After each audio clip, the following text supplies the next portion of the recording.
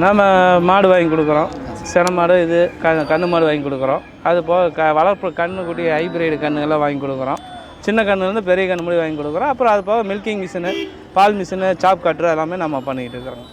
நீங்கள் இந்த ஈரோடு சந்தையில் மட்டும்தான் வாங்கி தந்துட்டுருக்கீங்களா இல்லை வெளியில் கூட வாங்கி தந்துருக்கீங்க? மாடுங்களா? ஆமாங்க. மாடு இதுதான் ஈரோடு சந்தை தான் நம்ம பொறுத்தளவுக்கு தமிழ்நாட்டிலே கடல்.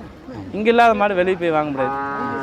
இப்போ வெளி சந்தையில் வாங்கினா எந்த சந்தையில் போய் வாங்குவீங்க? அத்தனை ஸ்டேட்டுக்காரன் இங்கே வந்து தான் வாங்குறான். இப்போ நம்ம போய் வெளி சந்தையில் வாங்கி என்ன பண்ணுறது? அதான் நமக்கு இது பெட்ரு.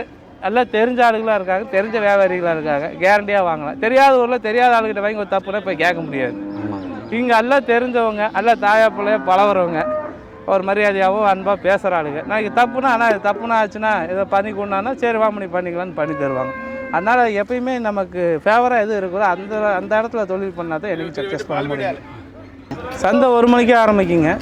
லாங்லேருந்து வரவங்களும் நைட்டு கிளம்புனாங்களோ 1 மணி 2 மணி 3 மணிக்குள்ளே வந்துட்டாங்களா போதும். நம்மக்கிட்ட பொறுத்தளவுக்கு பொறுமை வேணும். வந்தால் கொஞ்ச நேரம் அலையணும். திருப்தியாக இருந்தால் தான் வாங்கி கொடுப்பேன். சும்மா வந்து ஏதாவது பண்ணி தர மாட்டேன்.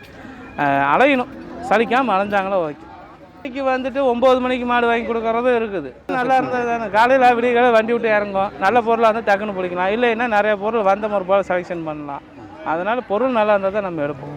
அதனால் இல்லை அதனால் இப்போ 2 கஸ்டமர் வந்தாங்க. அடுத்த கஸ்டமர் முடியும் கொஞ்சம் வெயிட் பண்ணுவேன். வெயிட் பண்ணி அப்போ எல்லாம் ஒரு 4 கஸ்டமர் சேர்ந்த முற்பாடு அப்படியே போவோம். அப்புறம் அடுத்தடுத்து ஃபோன் வர பார்ப்போம். ஏன்னா வந்தவுடனே போய் இப்போ கம்மி பட்ஜெட் கேட்குறாங்கன்னா வந்தவுடனே போனால் விலை அதிகமாக இருக்கும்.